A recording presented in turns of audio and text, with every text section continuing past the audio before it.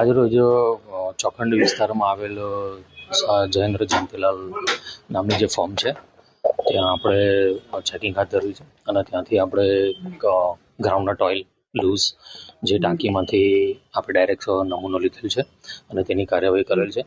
અને તેમને ત્યાં ઇન્સ્પેક્શન કરતાં આપણને તેઓને પૂછતા તેઓ જણાવ્યું કે તેમને જે રીપેકિંગ કરી અને જે બિઝનેસ કરવાનો છે તેઓ લોકોએ કાર્યવાહી કરી દીધેલ છે અને તેમના લેબલને પણ પ્રોવિઝન એમના તૈયારીમાં રાખ્યા છે.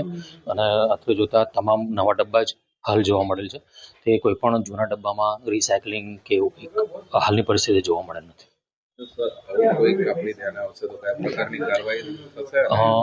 અગાઉ પણ એમને એસોસિએશનને બોલાવીને આપણે મિટિંગ કરાવી અને તેમાં જણાવેલ કે તેમને લાયસન્સ જે છે એ રીપેકિંગ કરાવી અને તેમના લેબલ આધારે જ પેકિંગ કરી અને સ્ટીકર લગાવી અને સેલ કરવાનું. અને જો એ પ્રમાણે કાર્યવાહી નહીં કરવામાં આવે તો FSSAI અંતર્ગત જે સેક્શન મુજબ નિયમ ભંગ થતો હશે તે મુજબની આગળની કાર્યવાહી કરવામાં આવશે.